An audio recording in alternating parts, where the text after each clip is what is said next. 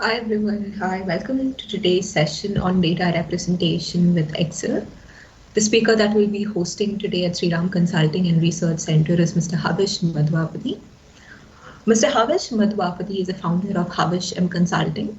Sir is also one of the esteemed data analysis speakers who have been featured under 40 under 40 analysis, having the wide experience of conducting lectures and workshops with almost all the IIMs and IITs across the country, and also being a Microsoft certified Excel trainer.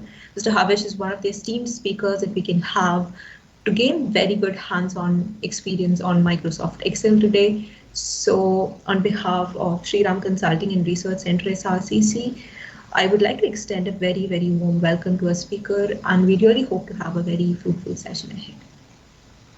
So you can begin right now. Thank you for the introduction. I'm having some trouble with my camera. Just let me know if you can see me, otherwise, I'll try and fix it. Yes, sir. So, am I visible or is it a black screen? You're not visible, sir. It's Okay, just a hold black on. screen. Hold on, let me figure it out. Yes.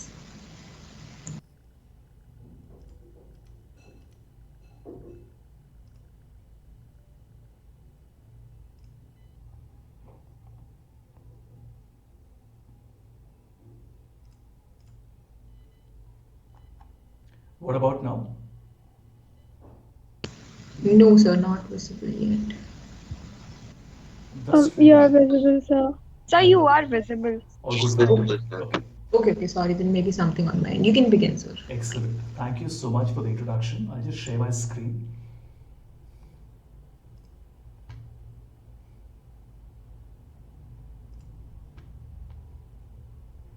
Okay, give me a moment to set things up.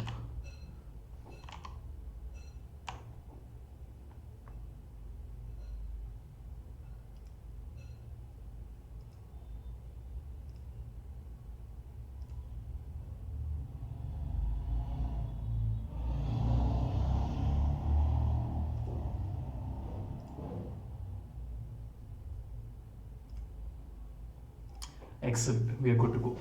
All right. So, good evening, everyone. What I'm going to do is to give you a quick background as to what I do. The purpose is that this will help you understand what my career path has been like and allow you to ask me the appropriate questions. While I would not guarantee to be able to answer all your questions, I will try my very best, right? So, while we are focusing on talking about Microsoft Excel, every now and then my conversation will spill over into different areas as well, right? My talk will spill over into different areas. So I run Havisham Consulting, which is a pure analytics firm. My experience has been a lot of zigzag. So I'm a commerce student as well. I did my PBA and MBA in marketing. Then I worked in the corporate for a few years in sales. Then I came into academia for a few years, worked in marketing research, and then finally ended up in analytics. But talking specifically about Excel, my love with Excel started all the way back in 2002 as a school student. And over the last 2 decades, I have thoroughly enjoyed working on it. And it has sort of been what I live and breathe, right? So, most of what I do today is around Excel and Power BI. That is a tool that complements and supplements Excel.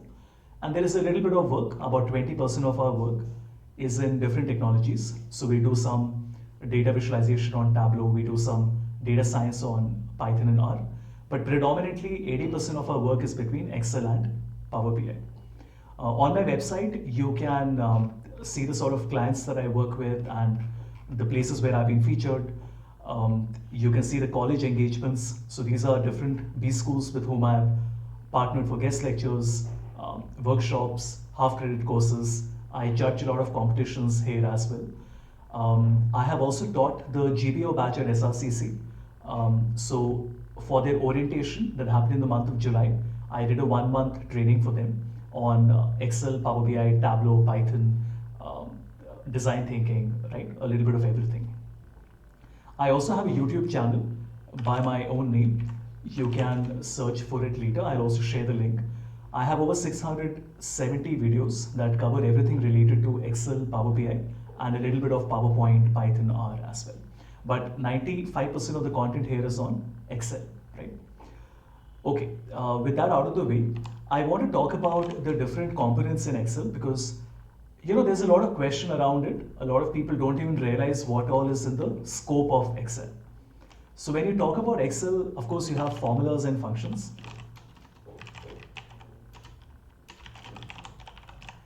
That everybody is comfortable and aware of.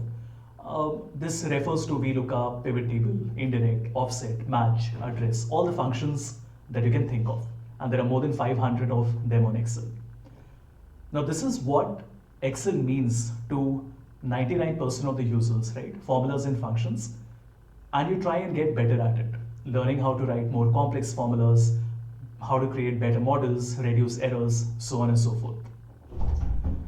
But there is also an entire area of Excel which is hidden to the normal user. So one is VBA, which is Visual Basic for Application. That is the programming backend of Excel. I will give you illustrations for all of these things. Then you have something called Power Query, which is a ETL tool.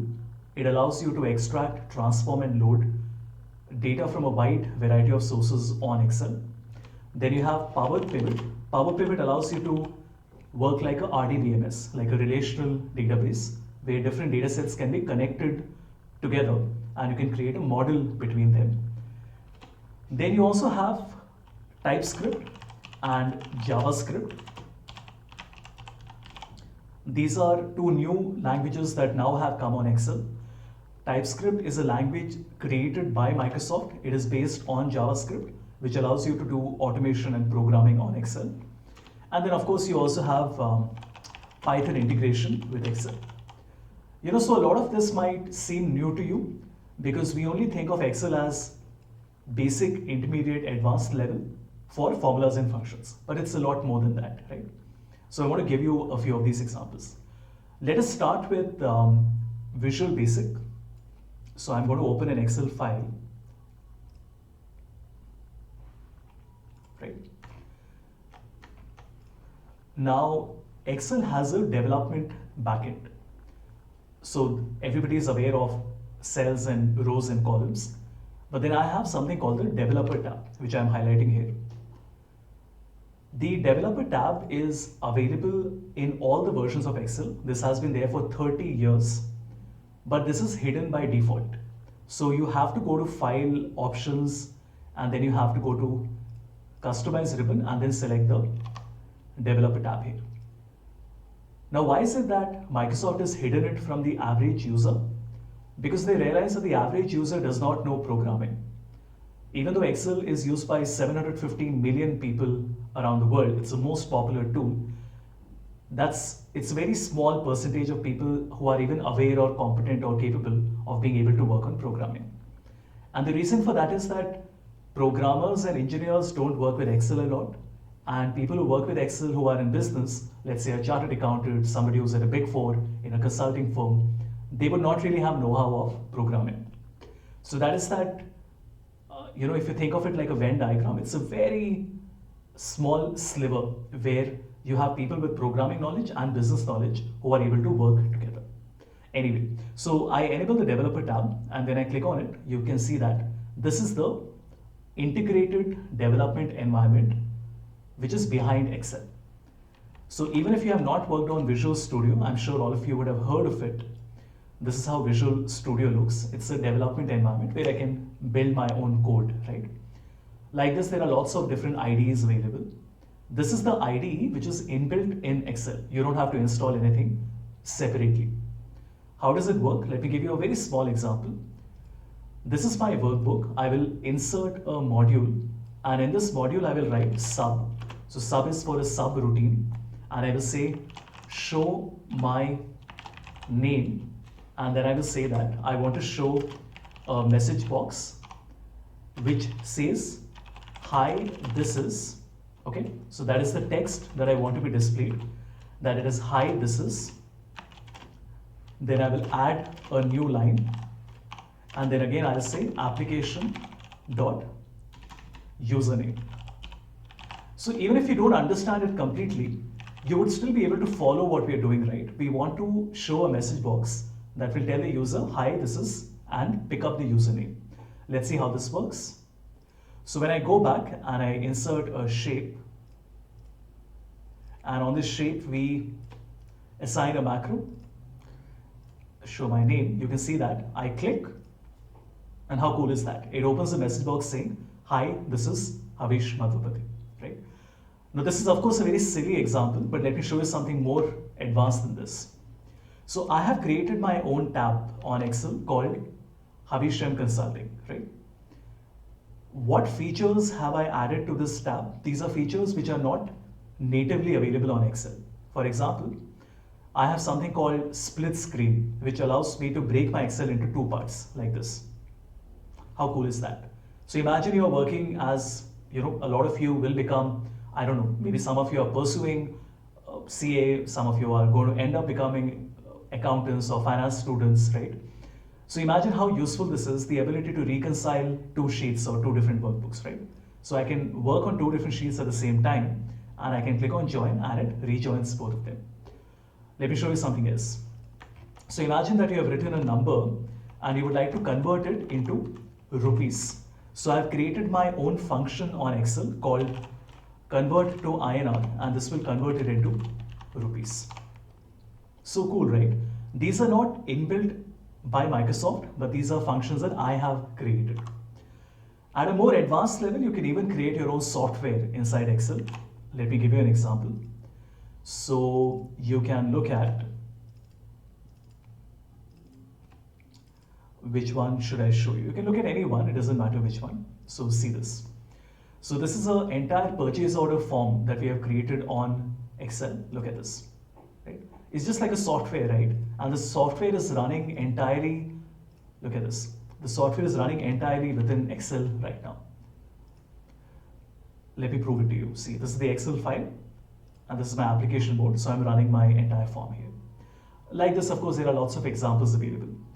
But the point is that Visual Basic is a very interesting thing to talk about, because in some ways it is outdated. When you search for VBA, the first thing that it will tell you is that it was declared legacy in 2008.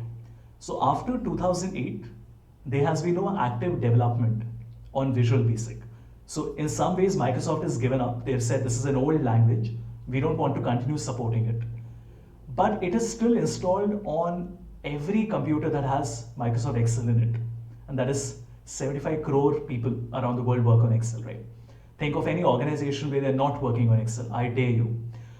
So the point is that even though it's outdated, it is not being updated. It is in certain ways being surpassed by better tools now, like TypeScript and JavaScript. It is still extremely important to learn it. And it is never really going to die.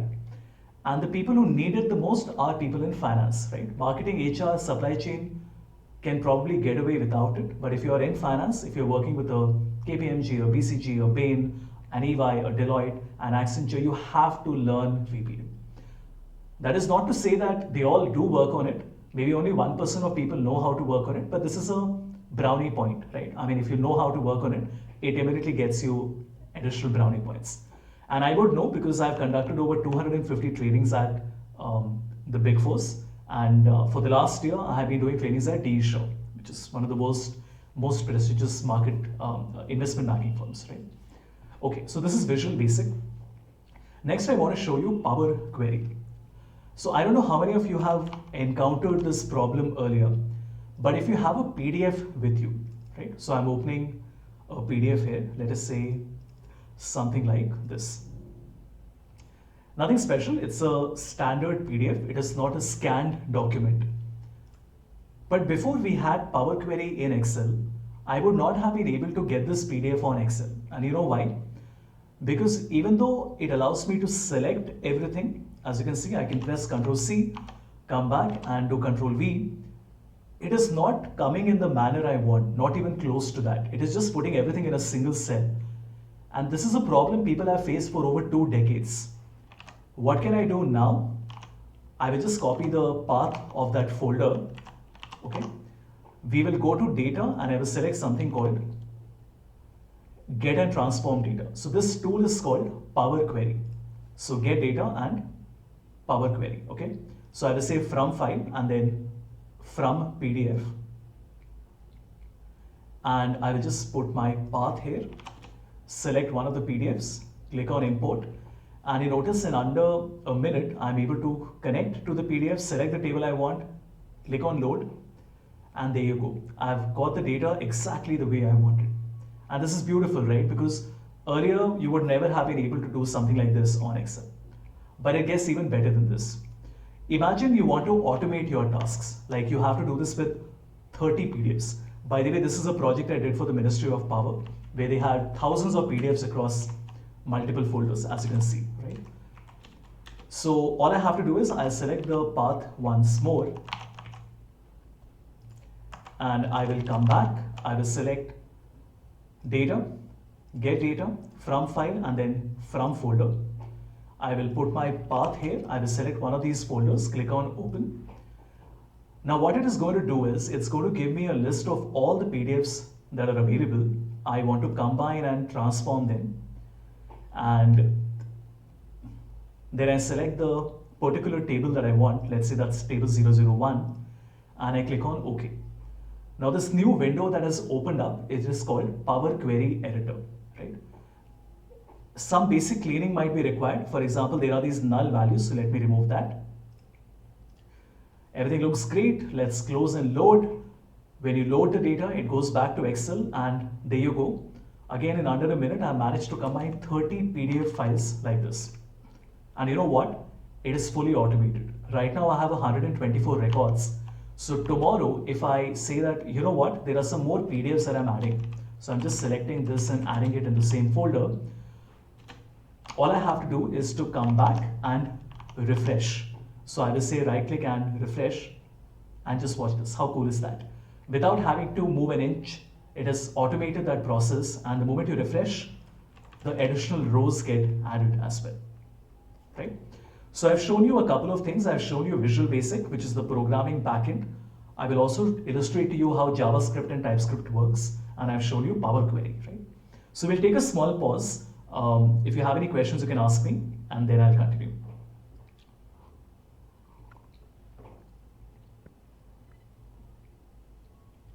Anyone? I cannot see the window where I can see the chat, so you will have to unmute yourself if you have the option to do that.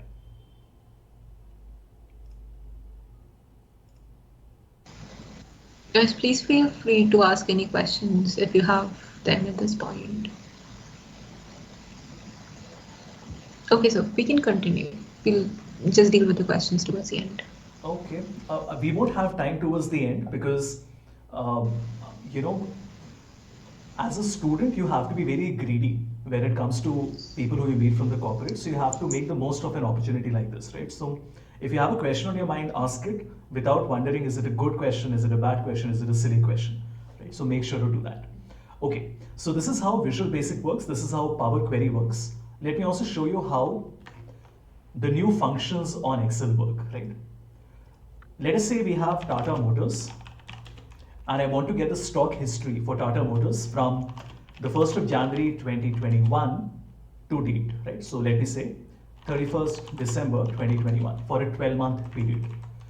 The first thing I will do is to go to data and then convert Tata Motors into a stocks data type.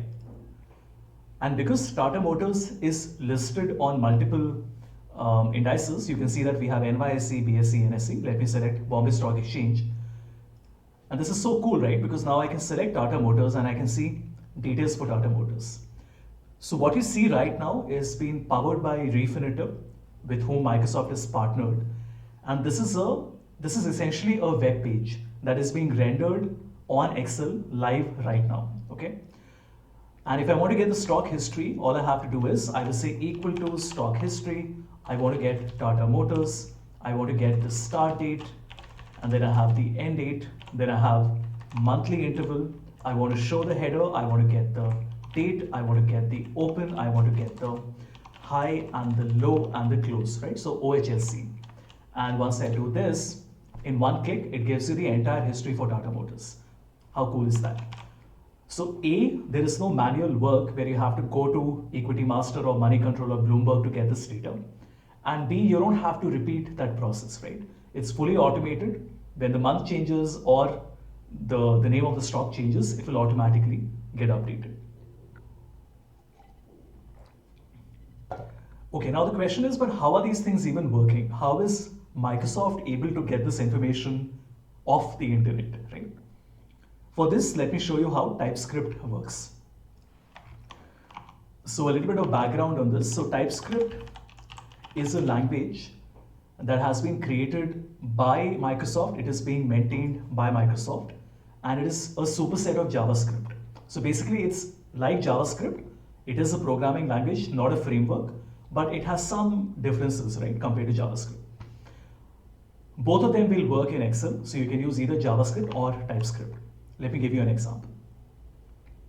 So if I go to Insert and I go to Add-ins, these are essentially web apps. You can consider them to be apps that are available on Excel, just like you have apps on Android and iOS. So I will click on Get Add-ins, and there is a store available where there are about 1,000 add-ins available. So I have 2 of them. So let me just search for my name, and I'm going to search for something called a stopwatch. Let's see how it works. When I click on Add and Continue, you can see that it is essentially showing me a stopwatch on top of my Excel file, right, like this. Let me reload it. How cool is that, right? I click and it starts working. I can pause it, I can reset it, I can move it wherever I want. I can make another copy if I want to, right? So I can just copy and paste this. But what is this? How is it that it is working on top of the Excel file? See, this is a web page. For example, when you're online and you're searching for, let us say, SRCC, and I go to the web page, any web page is what? It is just a piece of code, right, which is being rendered and displayed on your browser. So your browser, which I'm assuming is a Google Chrome, is nothing but a IDE. It's a development environment. So for example, where I have written something, let us say I have, let's say, annual day, right? If I select it and I right click and inspect, what is happening is that my Google Chrome, which is my software, so to say, is telling me that the text that is written here is called annual day, which you can see here. Now, if I change that to something else, right? If I say that it is a special day, you can see that that change is reflecting on the website right now. Any website that you have, you will be able to inspect and then go behind the curtain and see how it is working. So there are 3 things that we talk about in one breath. We have HTML, CSS, and JavaScript. HTML is nothing but the script, what you see here. CSS is what is the styling, so the color, the font, the boxes, the tables, that is what is coming with the CSS. And how does it become dynamic? So when I say that there is an option to go to my contact us or go to a login page, all of that is the JavaScript running behind the scene. So when I click on login and it asks me for a ID and a password, which I can't see right now because it is blocked, I'm not sure why. But anyway, the point here is that everything that you can see here, which is dynamic, let me try one more time.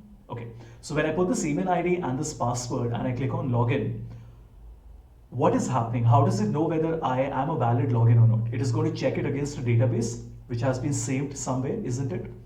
So if I again go to inspect, you will see that. Let me select this element. So do you see what is happening? This is the HTML and the CSS and the JS. So it tells me what the margin is, what the background is, what the color is. It says that the role is a button, right? So what you see here is the button. And when I click on the button, what happens? There is some action that will happen, right? When I click on that button. So again, I'll not make this into a programming lecture, but the point is that HTML, CSS, and JS, right, is everywhere around you. You can choose not to learn it and be oblivious to it, but you can't escape it because whatever you see on the internet is nothing but HTML, CSS, and JavaScript. And why exactly is this relevant when we are talking about Excel? Because now Excel also supports JavaScript and TypeScript. If you notice when I inspect, this is also telling me that this is a web page that I'm displaying right now, right? And like this, there are lots of apps available. So if I go back to insert add-ins, you can see that there is an add-in for, let me show you one of the good ones. Hold on. Let's say the web video player, okay? I will add it.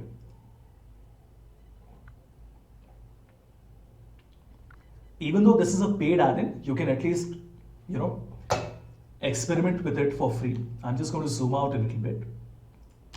I am not really sure how to do that. Hold on. Okay, let me try it one more time. Wait. So my add-ins, and I'm going to select my web video player. Okay, perfect. Now you notice that it is rendering a page on Excel, and I can come to YouTube. Let me select one of my videos, which I just uploaded today. Come back, and I'll paste the URL here, and I click on set video. How amazing is that? I'm actually able to play a YouTube video on top of Excel, right? Like this. So this has got nothing to do with the rows and the cells and the columns and the formulas. It is essentially Notice that a web page here they that have is written rendering control as within Excel. And this is so cool because it opens up so many possibilities, right? For example, let's say you have SAP. Now SAP has an add-in available for Excel. So that process where you have to go to SAP, download the file, import it into Excel, you don't need to do that. You can do it directly, right? Let's say you need something with Salesforce, right? You can connect Salesforce directly to Excel. You want to connect to SAP HANA. I'm not sure if that is an option or not, but you can do that as well, right? And I think Bloomberg also has something available, if I'm not mistaken. No, I can't find it.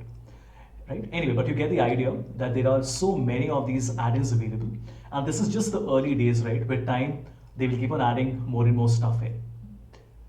Right? Any questions on this, anyone? On the add-ins on Excel?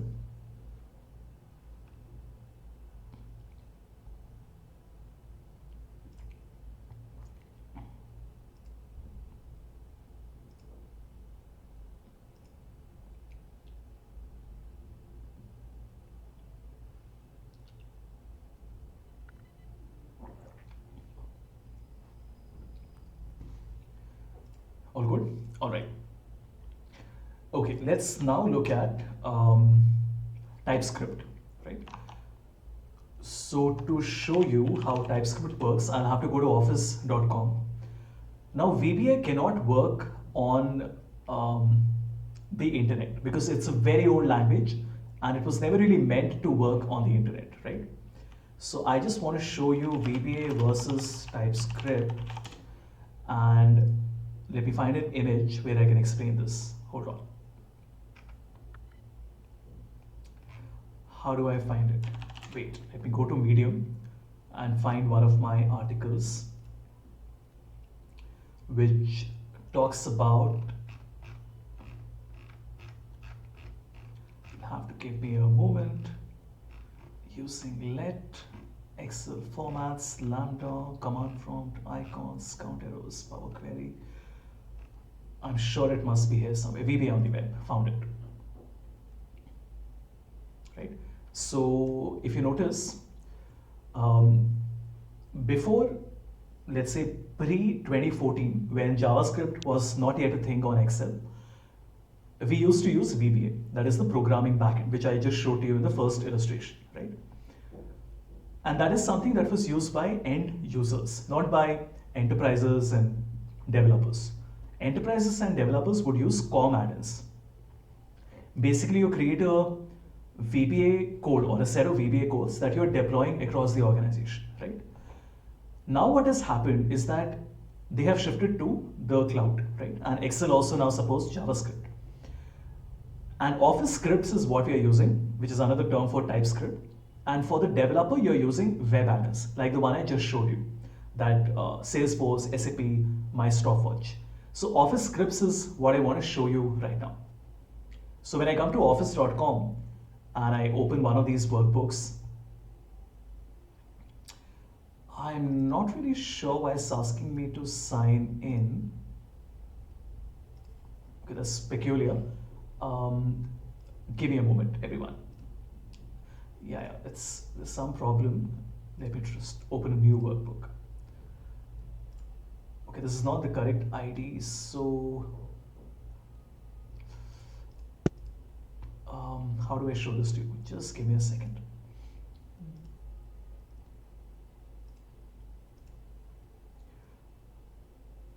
Okay, this is not the correct ID, so I'll have to sign out and then sign in once again.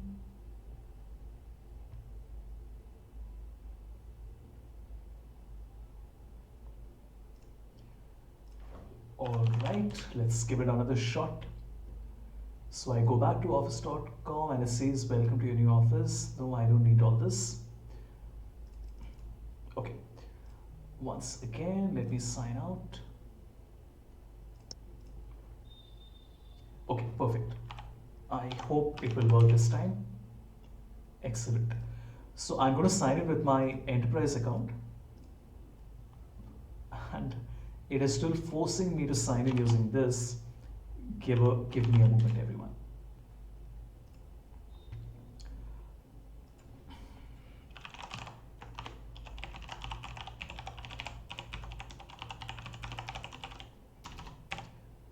Okay, that seems all right. Let me enter my password. Yes, I do want to sign in, and I hope it will work now. Let's see. It's a new Excel workbook. Perfect. It seems to be working. Yeah, so here you notice I have something called Automate. Now, VBA is available on desktop, not on the cloud. Automate is available on the cloud, not on desktop, right? And let me give you an example, right? Let's say that we are working with a task that is repetitive, okay? So, for example, I've written some numbers here, right? And let's just call it sales value. And I want to find the sum of these values, okay? And I just want to copy this into another sheet. And here as well, I want to probably change the numbers a little bit. Okay, now watch. Before I perform the data cleaning and the formula action, I want to record all my actions. So I'll click on record actions, and it says an unexpected error occurred, which is not good. Hold on, guys.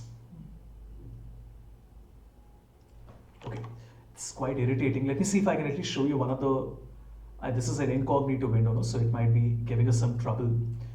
Let me try again one last time. And yeah, I think it should work now, right?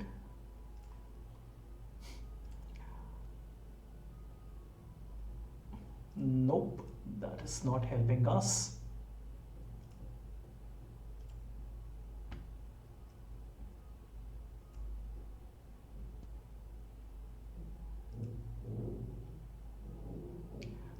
Yeah, I think it's working now.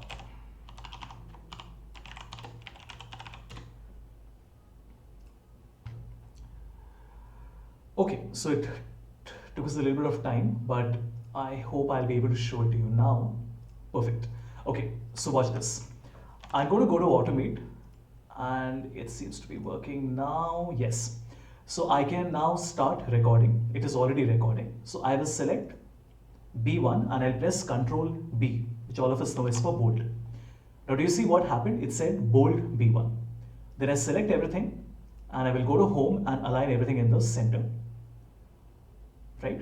Then I will come to the end and I will say equal to sum of all these numbers. I will align it in the center as well and then make it bold and also change the color to green. Now all these actions that I have performed has been recorded, so I can stop my recording, and what you see right now is the TypeScript code that is coming at the backend, right? So you notice that it has been beautifully commented. So it says first the function, so you're selecting the Excel script, then you're saying you're declaring a variable, you're saying the selected sheet is the active worksheet, so sheet number 1. Then you went to B1 and you got the format, you set the bold to true. Then you made the horizontal alignment. Then you got the range for the indent level. Then you set the formula B2 to B6. And you can see that this is how each action has been recorded. Now, when you want to repeat these actions on a different workbook, all I have to do is to click on run, and you notice in a single click, it is able to do this. Exactly the same thing I could have done in VBA as well, but this is how we do it in TypeScript. The same thing you can do in Google Sheets as well, right? So just to give you an idea on that as well. Since we're discussing this, we might as well discuss it completely. So let me come to my browser, not this one.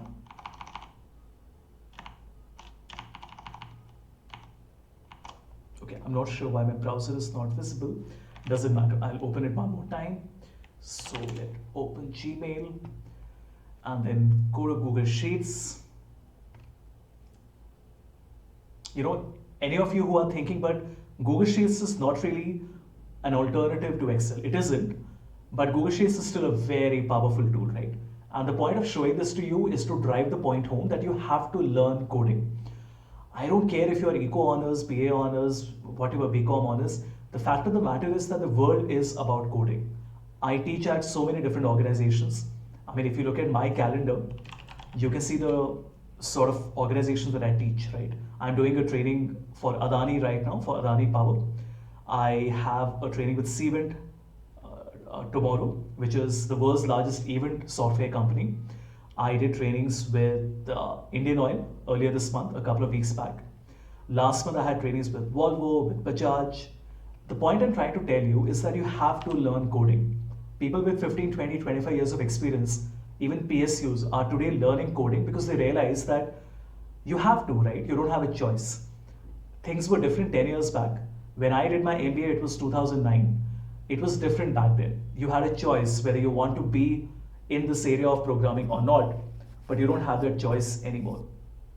Anyway, so in Google Sheets, also you have something called the scripts editor or the app script. So you can see that I have something called macros here. I can click on record. I haven't done anything, so let me just put in some numbers and let me copy it down. I will make it bold and I will change the color. And you can see that if I save it and I go to macros and manage macros and edit script, do you see this? This is almost the same thing that we did on TypeScript on Excel. Here as well we are using JavaScript, so you can see function, we call the active worksheet. It's a little different obviously to Excel, but fundamentally it's the same thing, right? Like the set background is nothing but the color that we have. So you notice that this is a specific color. If I change it to 2577CE, which is my brand color, and I save it, right? And I close it and I run it, look what will happen, right? So when I go to macros and I run untitled macro, I will have to give it approval once. So you can see that now when the macro runs, it will change the color, which did not happen. Hold on. Yeah, did you see this? Now the color change. This is how you can record a series of actions and then you can also make changes to it later. So if you have heard about RPA, which is really taking the world by storm, which is robotic process and automation, that is exactly what RPA is, right? It is about reducing the manual work that people have to do. And all the big firms are getting into RPA now. So SAP, Microsoft, IBM, all of them are getting into it. It was in the news last year that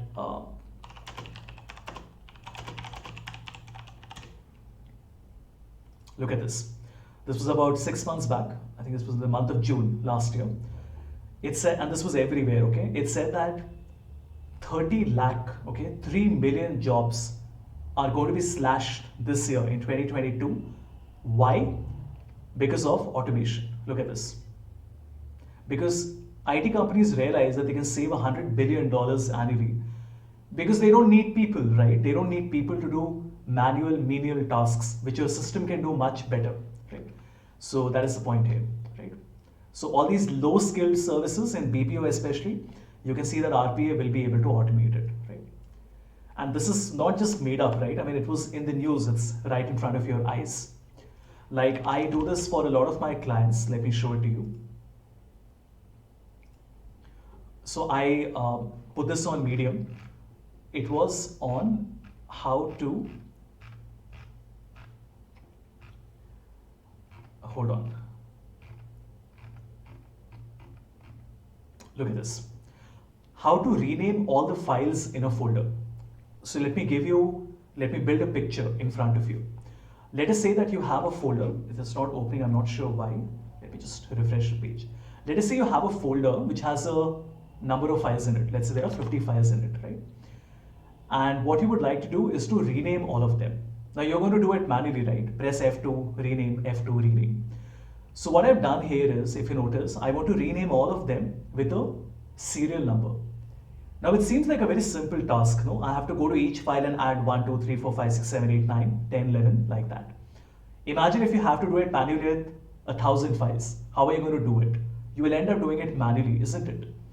And people do it manually. You can ask, your seniors and faculties and industry mentors. So what I've done here is I've created a code. The first code will go through all the files in the folder and give me a list of all the files. And the second code will just take all the old names from column A and replace it with the new names in column B. And these are all automation codes and pieces of automation that I've done on Excel. Imagine what a tool like Python or JavaScript can do for you, right?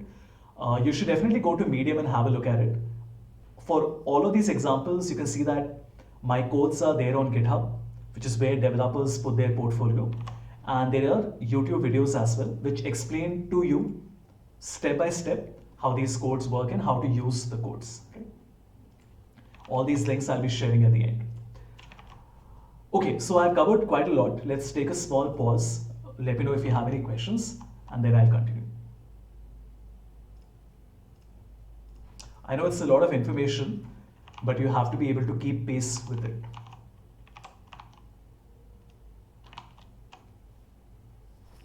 Anyone?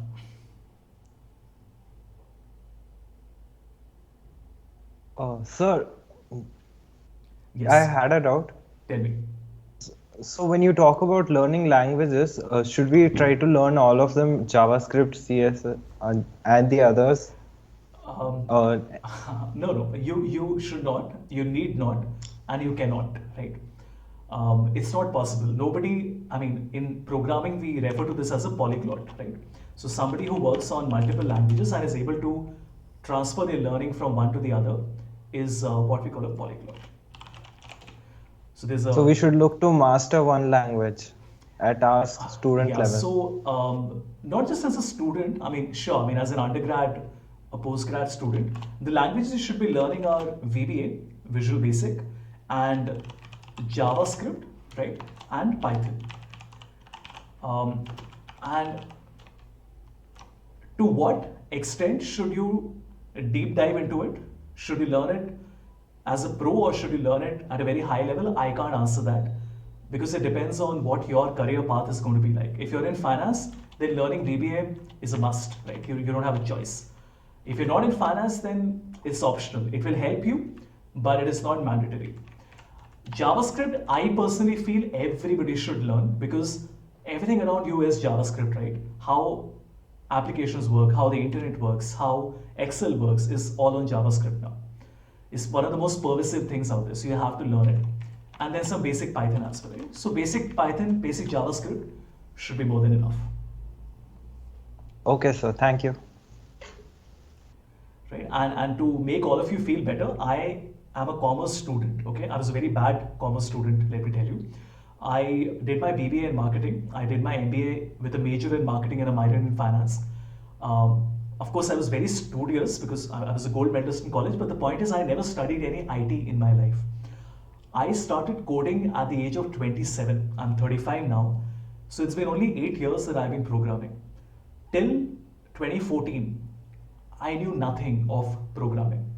And you have to understand that the world today is very different to how it was back in 2014.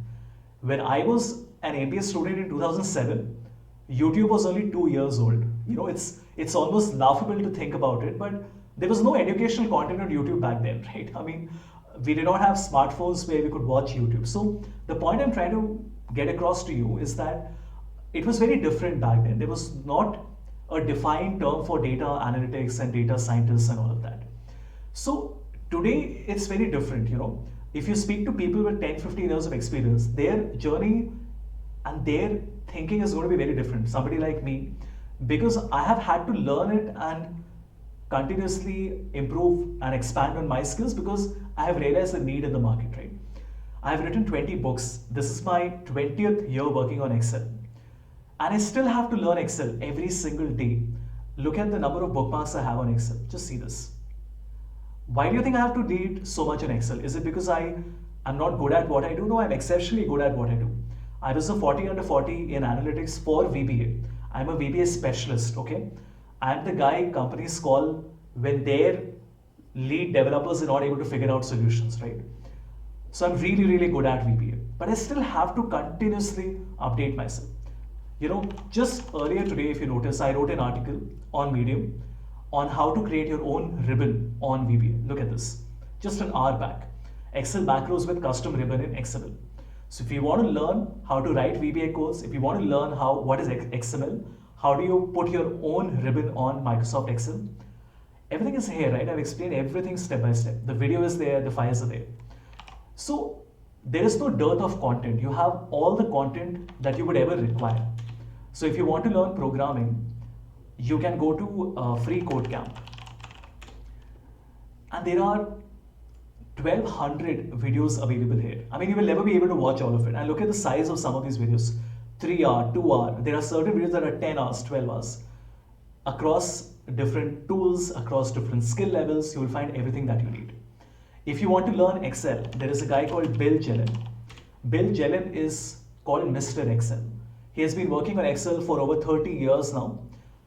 On his channel, you have over 2,000 videos. Welcome to my YouTube channel. I'm Bill Jelen. Okay, 2,000. Okay, that's a crazy number, right? I mean, even if a video is on an average, let's say 7 minutes, that's 14,000 hours of content, right? That's a crazy amount of content.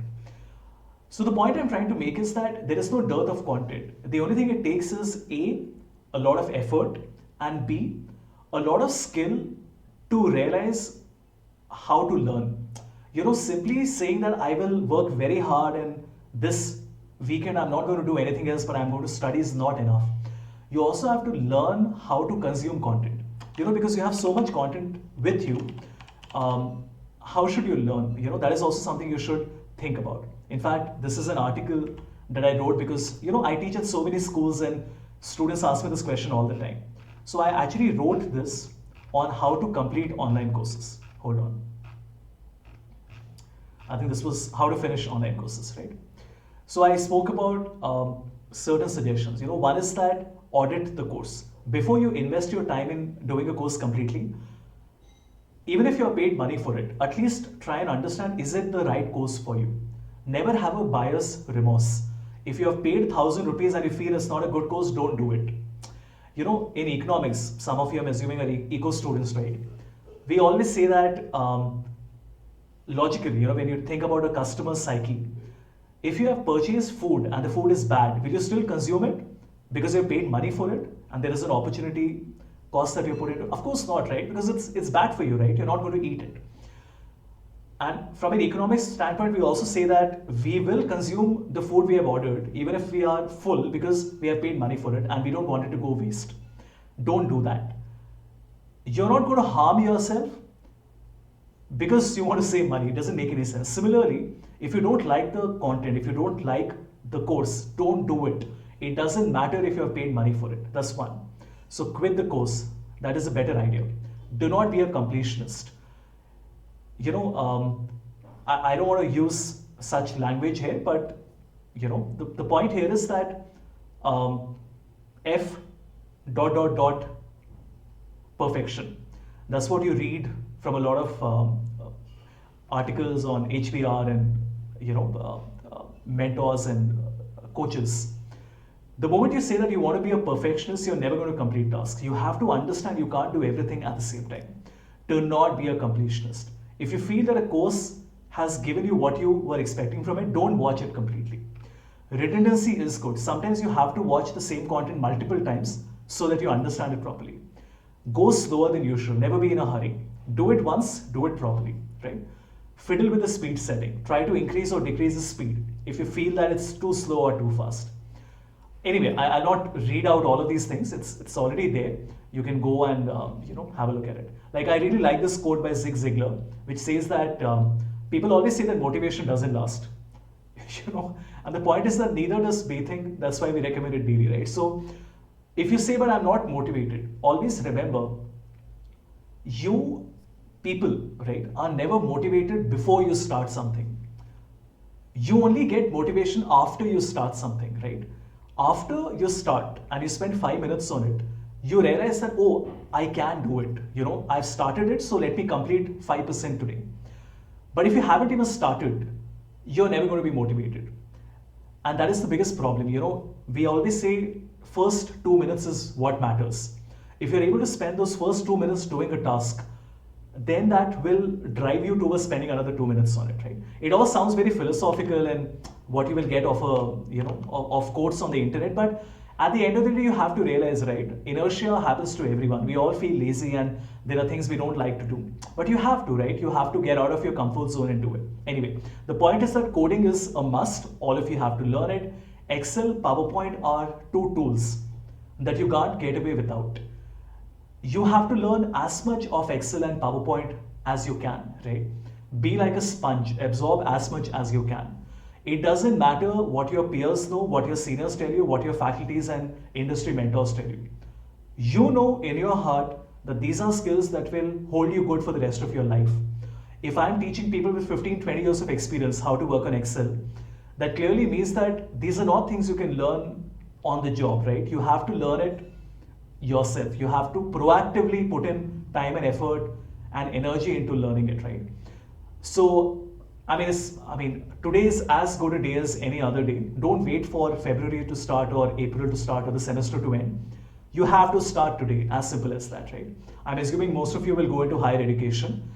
In any case, when you go into a business school, you have to learn these things, no? So you might as well learn it right now. I do a lot of trainings for Shahid Sukhdev.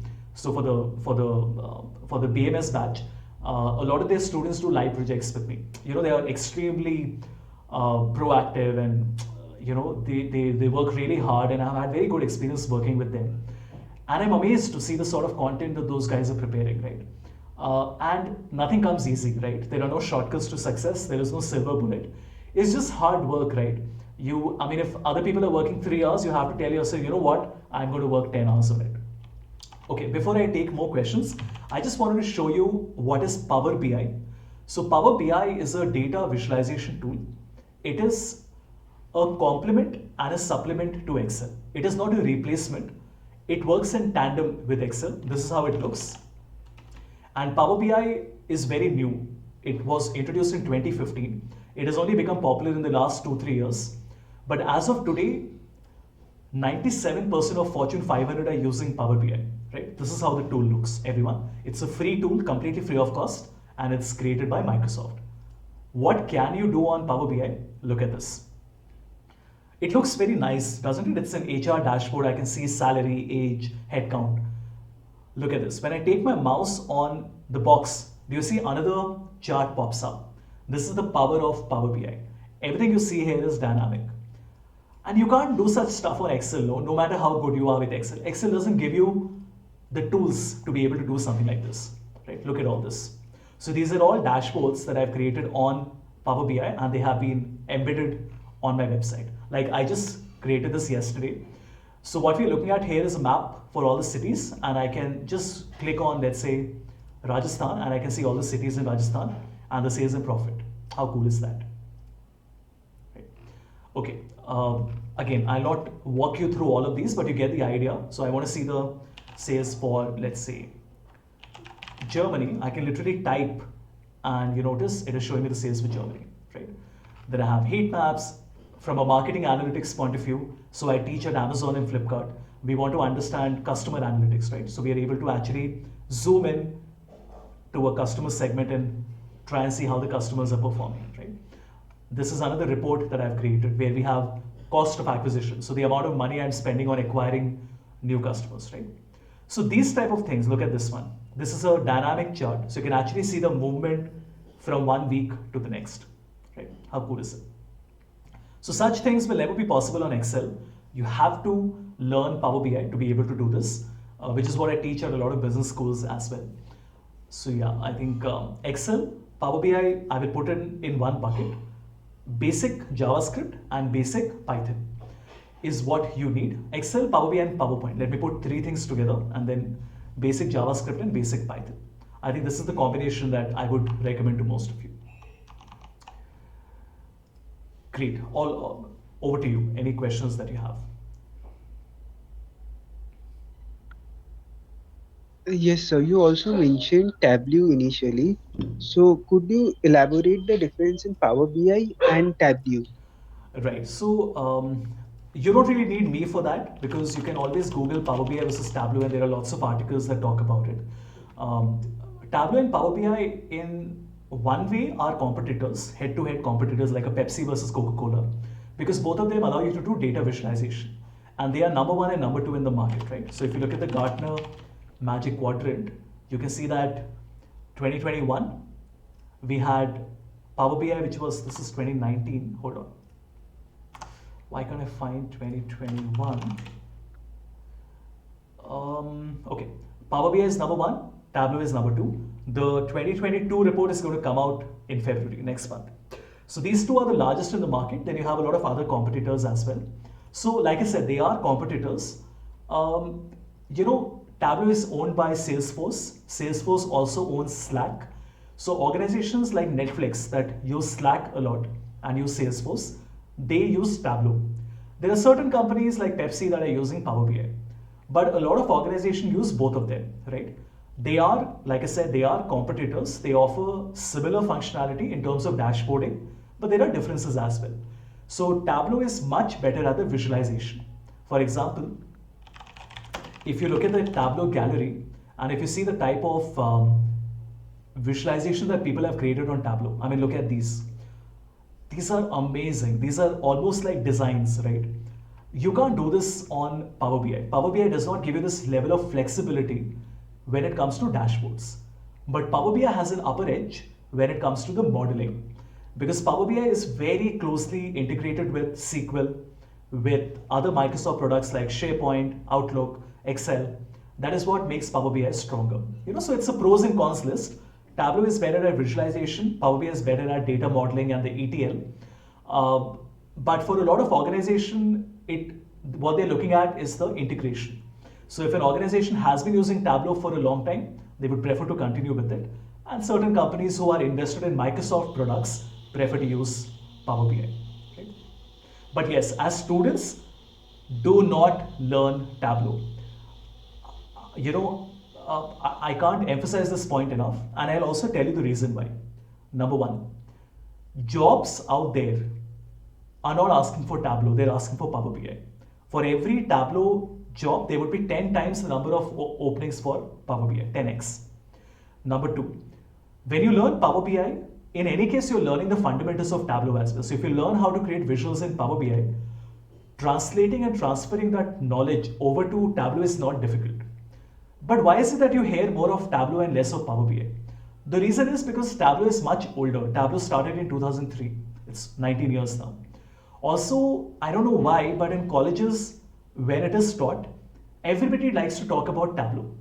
And I think the biggest reason for that is because, with all respect to administration and faculties, they don't know any better. See, I have been a faculty myself. I was an assistant professor at Amity for 2 years before getting into startups. The point is that we don't know, when you're in an organization, in an institute, things are very slow, curriculum takes a lot of time to get updated. And that's not just in India, it's internationally, right? I do a lot of trainings in Asia Pacific, in United States, and the same problem is everywhere, which is that Tableau is preferred, even though job market is asking for Power BI, right? So I'm not telling you should not learn Tableau. As you can see, I do trainings on Tableau as well, right? But my sincere, humble suggestion and advice to you would be focus on Power BI. A, because you have more openings in Power BI, and that trend will continue in the next few years. And number two, in in India, you have Power BI being used extensively more than Tableau. And number three, in any case, once you learn Power BI, learning Tableau is much easier. Because Power BI is a Microsoft tool. So there are a lot of similarities with Excel and PowerPoint as well, right? Hope that makes sense. Yes, sir. Great. Anything else?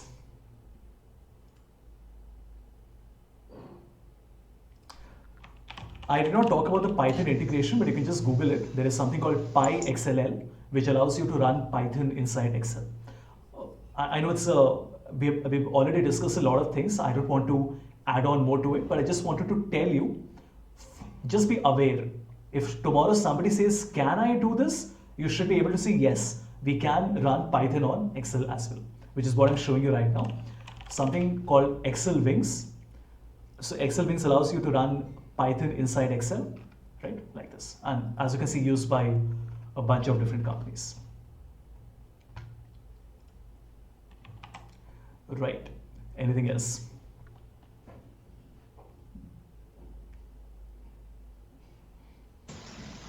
Guys, if you have any questions, please pitch in a minute. Right, okay. So seeing none, then we'll just conclude the session. Just give me a minute.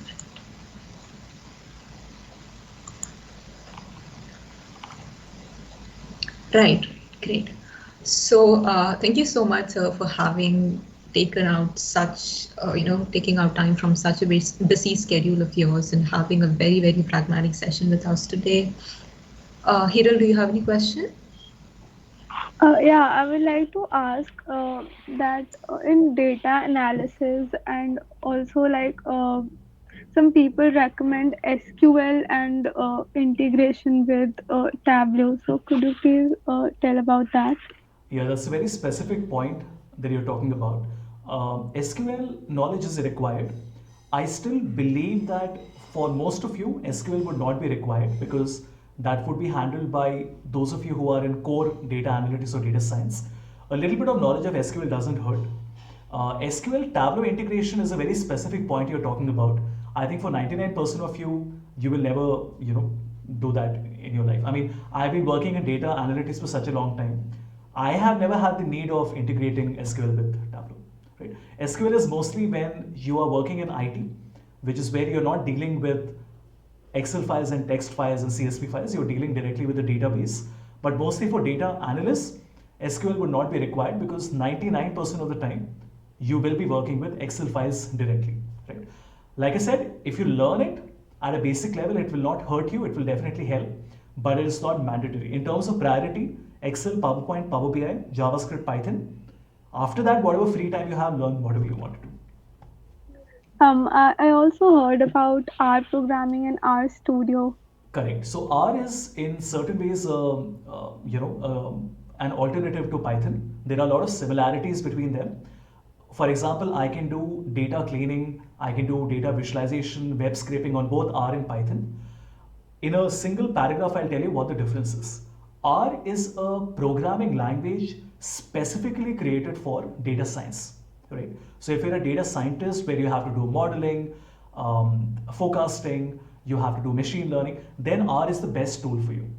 Python is a more general programming language, So Python can do many more things, a more varied number of things compared to R, right? But for most of you, again, Python is probably the tool you should go for unless you want to be in hardcore data analytics, right? And in any case, like I said earlier, if you learn one, learning the other one is not really that difficult, right?